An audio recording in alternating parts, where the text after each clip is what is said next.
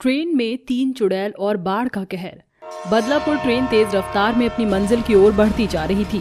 वहीं ट्रेन का manager Gajendra train के दरवाजे पर खड़ा बाहर का नजारा देखकर गुनगुना रहा था।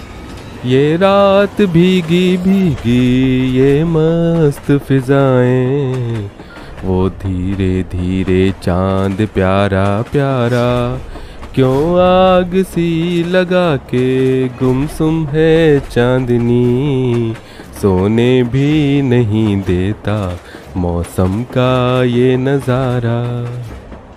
तभी गजेंद्र को एक डरावनी आवाज सुनाई देती है। कूद जा इस ट्रेन से, नीचे कूद जा। गजेंद्र पलटकर देखता है, यहाँ तो कोई भी नहीं है।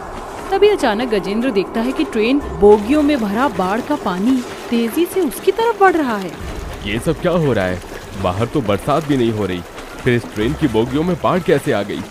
मुझे कैसे भी करके खुद को बचाना होगा। ये कहकर गजेंद्र चलती ट्रेन से कूद जाता है। तभी पोल से उसकी गर्दन कट जाती है, मगर तभी ट्रेन में 3 भयानक चुड़ैल प्रकट होकर हंसते हुए कहती हैं, देखो मेरी चुड़ैल बहनों, आज हमने इस धरती से एक और बोझ को कम कर दिया। आखिर ये 3 चुड़ैल कौन हैं और ट्रेन के मुसाफिर के साथ मौत का खेल क्यों खेल रही हैं? कुछ मुसाफिरों का मानना है कि बदलापुर ट्रेन में चुड़ैलों का साया है, तो वहीं कुछ लोग फिर भी बदलापुर ट्रेन में आज भी सफर कर रहे हैं। कौशल्या और उसकी 3 गर्भवती बहुएं भी उन्हीं में से एक होने जा रही थी। चंदा बहू, देविका बहू, राधा बहू, अरे कहाँ रह गई तुम तीनों? ट्रेन का समय हो रहा है। आ गए माँ जी, चलिए। फिर गरीब कौशल्या अपनी 3 गर्भवती बहुओं को लेकर रेलवे स्टेशन पर आकर बदलापुर ट्रेन के आने का इंतजार करती है। ट्रेन के आने में रात हो जाती है।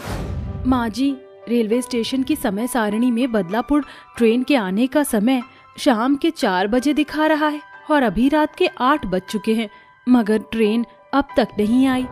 अरे बहू, सावन भादो का दिन है, हो सकता है बारिश के कारण ट्रेन लेट हो गई हो।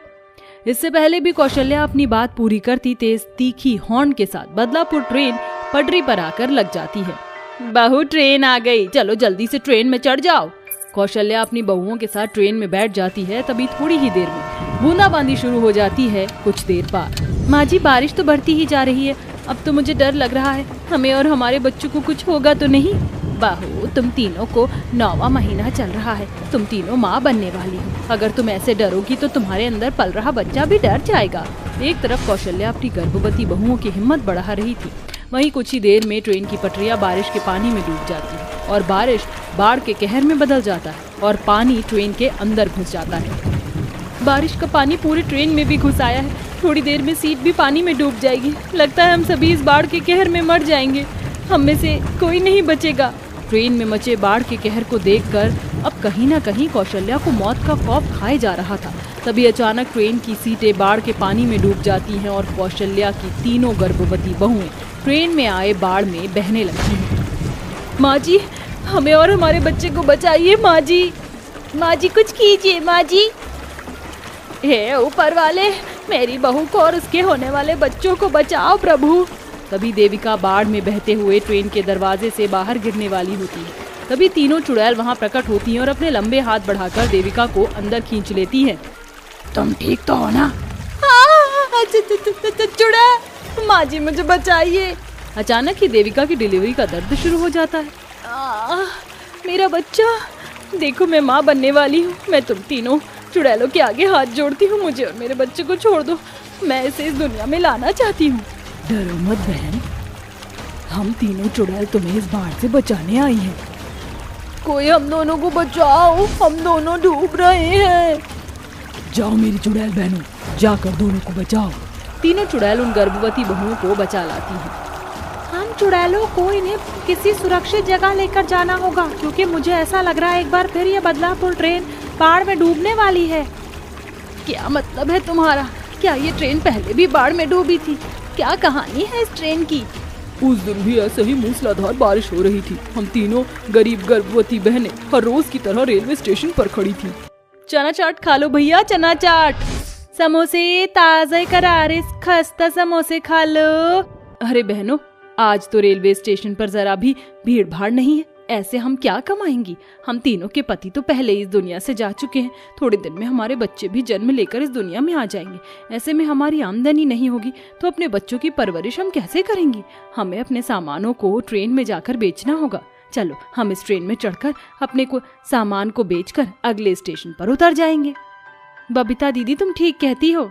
तीनों गरीब गर्भवती बहनें अपने सामान को टोकरी के साथ बदलापुर ट्रेन में चढ़ जाती हैं और ट्रेन में घूम घूम कर सामान बेचती हैं, मगर किसी को ये एहसास भी नहीं था कि आगे क्या होने वाला था। वो अपनी मंजिल की ओर नहीं बल्कि मौत के करीब जा रहे थे। जैसे ही वो अगले स्टेशन पर पहुंचते हैं, उस तरफ से तूफान के साथ तेजी से बाढ़ का पानी पूरी बदलापुर ट्रेन में घुस जाता है। सभी लोग डूबने लगते हैं। तभी एक औरत कहती है, मेरा बच्चा, कोई मेरे बच्चों को बचाओ।